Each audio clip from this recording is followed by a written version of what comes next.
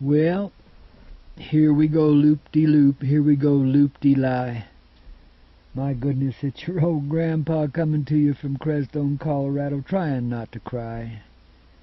So many sad things have happened out here in this world, but at the same time, we're here as human beings to deliver ourselves from such tragedies and help us get on with life. You know, that's our function as human beings. As human beings, and as one singular human, because we're all in it together, is to first learn how to prevent this kind of stuff from happening. Because it's going on all over the world. Children are being abused and killed by various means nearly everywhere. There's a real hatred of innocence here. So this thing that has kind of come to the surface in recent times, where so many little children and their caretakers were taken from us by a sick, diseased, and tormented being, well, it's kind of the festering point, it's kind of the focal point, that tragedy, and the few that preceded it. But understand there's violence in this world everywhere, and especially against children. And it is time for that to come to an end. This sore, this wound, has come forward to remind us of that simple fact. Children are innocent, for the most part. They outgrow it after a bit, but it always stays in you. You know, it never goes away. You just learn to bury it in this world. You're trained through fear to put it away. But for the most part, kids are innocent. And in our way of looking at it as human beings, they are not in a place where they should endure any of this suffering at all.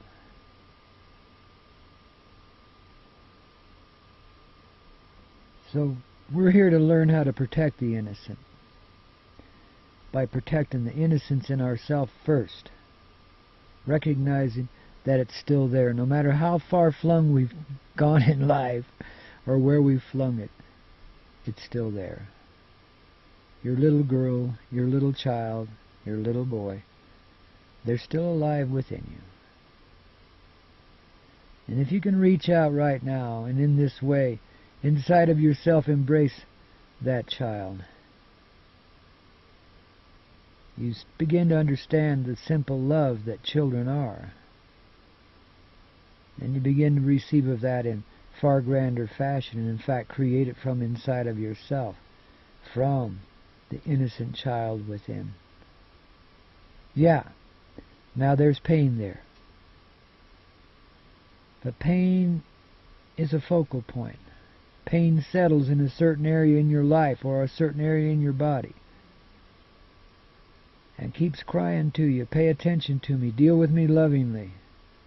Don't be afraid. Fear is a cosmetic that we wear, mascara that we put on our eyes to mask us from seeing what real truth is. How's that for a metaphor, huh? But, you know, and we're taught into it from the time we're tiny. When I was a little boy, about 5 years old, you know, my dad had been off on a coal run. You didn't get to see too much of him. Winter, spring, summer, or fall. He's a busy guy, you know. All these things going on. But anyway, so I was thrilled to see my daddy coming home. And I run out of the back door of the house, Daddy, Daddy, Daddy, and heading for his truck, you know. And somehow I didn't see it coming. He was backing up at the same time.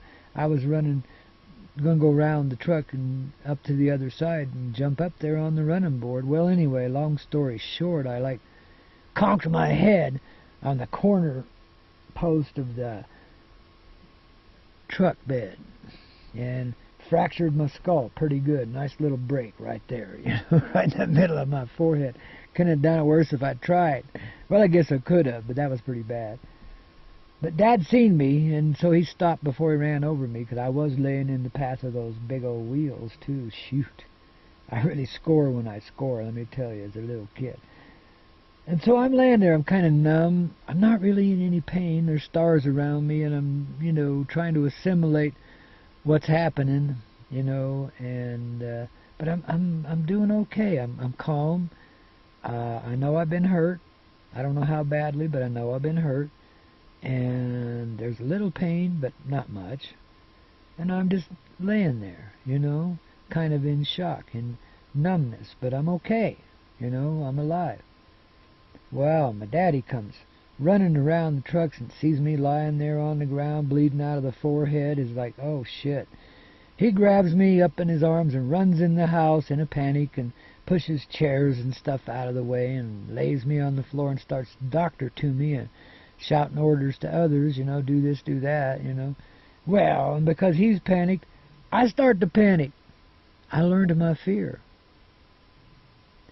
I learned to fear pain and injury and suffering, right there in that moment. Of course, there's many of them like that. That's just, one of those little focal points where things kind of come to a head. And you learn a behavior. Well, every one of us learns it in some way, similar to that.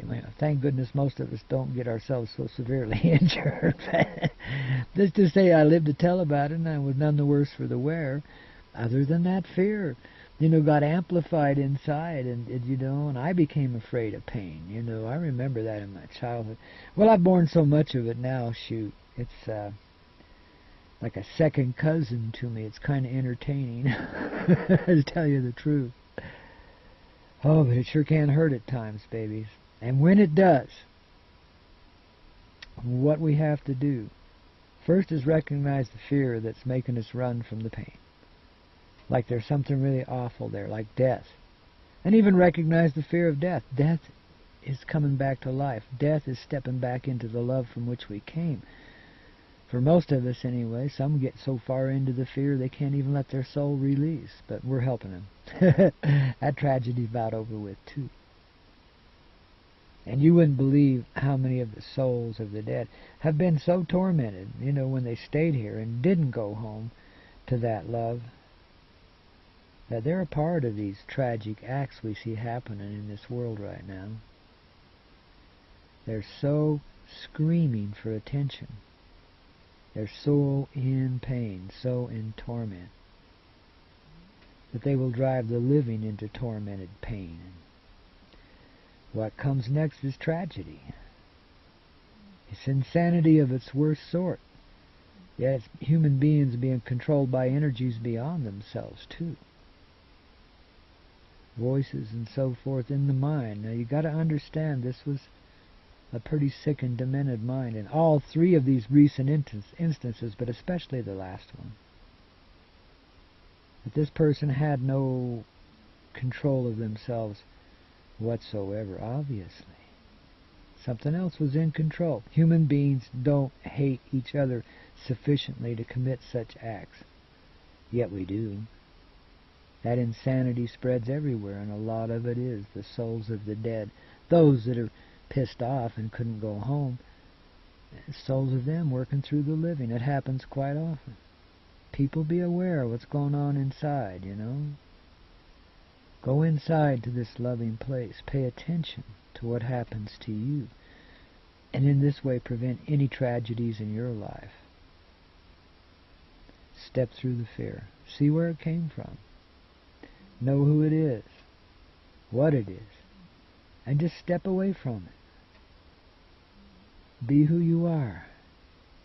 Take care of yourself. Go home inside of your heart. Step back into the land of the living. Pardon me just a sec. I gotta take care of my fireplace here. Thing is like...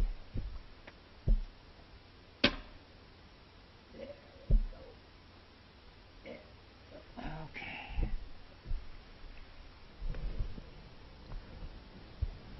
So this is how we're going to end this tragic suffering that we've been going through as a humanity, as individual beings.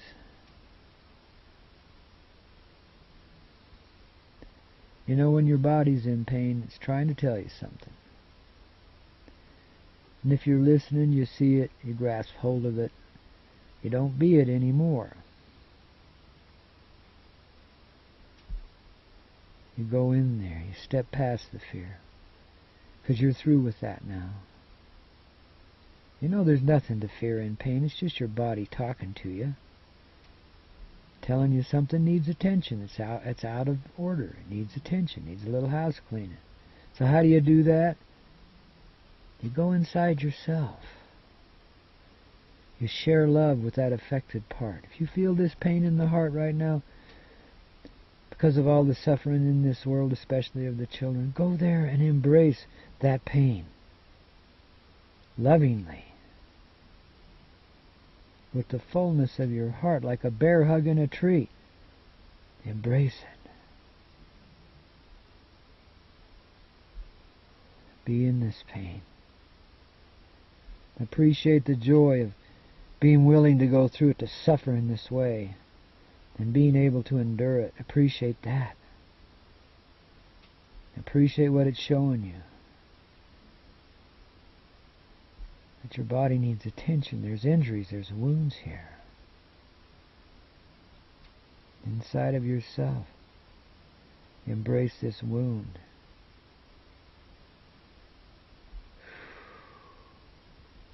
Those of you that have been severely injured know this well.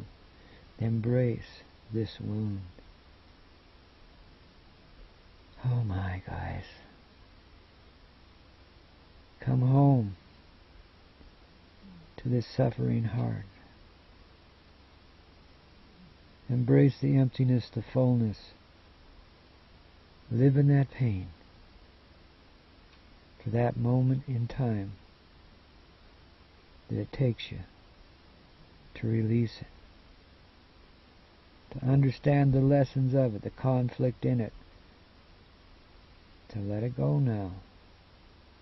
Pain and suffering have been our greatest teachers, and it is with reluctance that we send them on their way, yet we have no other choice in this matter. It's either this or continue and compound the suffering forever amongst humanity. And which will it be? Of course, our heart is already chosen for us many times over. The great eagle flies in the sky now. And the heart of the spirit of this earth feels its presence. And the great love it is sharing with all of her children, as well as herself. And by acknowledging the gift of this eagle, the presence of the everlasting love, which sees beyond fault and blame, good and evil, death and destruction, knows better, is all loving, is everything we care to be, and caring for everyone, and therefore everyone acknowledges the care they share for everyone else, and changes our way of being.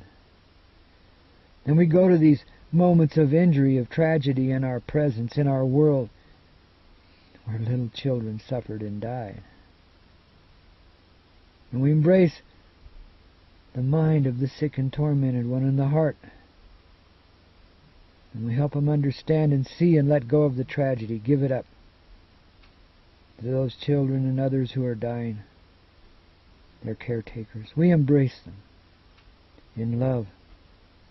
We share this love, that their people, their parents and so forth, might feel it and awaken as well, that all return to the presence of the living, that our love is sufficient to do away with this division we call death and bring us back to life again. And we go there as one people, one heart, for we all agree we must eliminate the suffering of the innocent children throughout this earth. And this is the place we begin that. By establishing, yes, a peaceful presence there in memoriam of those who have gone before, and bringing the dead back to the land of the living by embracing all participants there in this tragedy. Sharing a love that is so great it knows no pain, no boundaries, no restrictions whatsoever, because it comes from inside of the one heart in us all, and is there to touch and heal every presence within this reality without exception. Those who are good, those who are evil, and all that runs in between it. For we live it as one, in the cosmic harmony called life. Our truth is our suffering, again, our greatest teacher. And from that comes the knowing presence of love that sees through all experience, sees beyond the judgment of fault and blame, and knows the innocent purity in all life living, no matter what form it has taken, or the activity has undertaken against others. In this way do we relieve the tremendous guilt from our presence that says we are responsible for all the tragedy we see. For we see, once again, there is not fault and blame to be had. There is mainly the realm of experience, expressing itself as it will, in accordance with the choices of the heart. And some of our lessons here are extreme. They're tough ones, babies. But we can forgive ourselves even of that, allowing that we needed to prove the toughness of love inside of ourselves, the truth of who we really are. And in this way, again, bring peace to every presence that is here, by allowing this peace first to settle within ourselves as we dispense with the horror of our pain. And let it be relieved finally, for we know, again, there is no conflict with the living. And we are the living who have returned from the dead, and because we are now living in the dead as well, and bringing them forth back to life. These children of our heart, whom we embrace. In this way do we put an end to death and suffering throughout the planet and across the broad face of this reality, and return again to our peaceful presence, where there is no pain. The suffering is no more, the effects of time undone.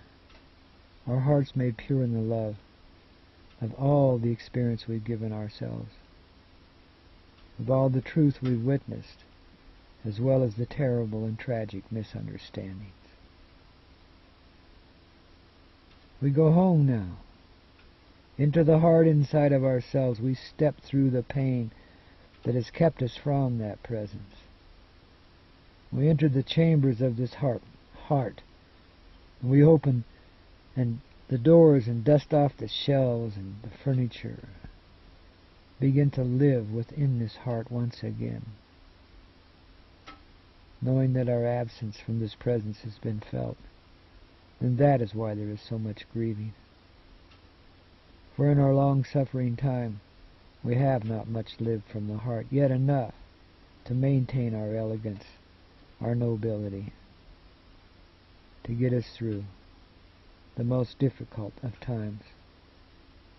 Seeing this, then, we surrender into this love, this peaceful understanding, and we awaken within the presence of this pained earth, and in this way dispense with her pain as well. Yes, and we do ascend. We come home, we end the veils that have so structured us as to not live from the heart, to allow this absence to be, so that we can know that feeling of it, of being gone, of being dead. And we return now to the land of the living, all of us, and end this tragic suffering across the face of this earth, and all nations and tribes within her. Because we can be peaceful and loving, and in this moment embrace those who have suffered such tragedy. Bring their hearts back to the living, joining together as a singular loving presence, bringing forth in the hearts of the children in living presence. And there is no death to be had any longer. It is over. And this is pure and simple truth. Practice with us. Every moment that you are living, be in this loving space, especially toward yourself first, and then to these others who have suffered in this tragic way. And let us undo these effects. We love beyond all comprehension. And because we can do so, end the ever-present death. And it is no more. And all returned to the land of the living. And so it may be, and so shall it be. And so it is. For we have made it so inside of the call human, this consciousness we call life, this love, that each of us truthfully is and are as a collective. Babies, I bless you with the abundant peace of an everlasting life. Come home, babies. Join together. Keep doing this. Project this love to those that are in need. Let's end this land of suffering, babies. Rock and roll.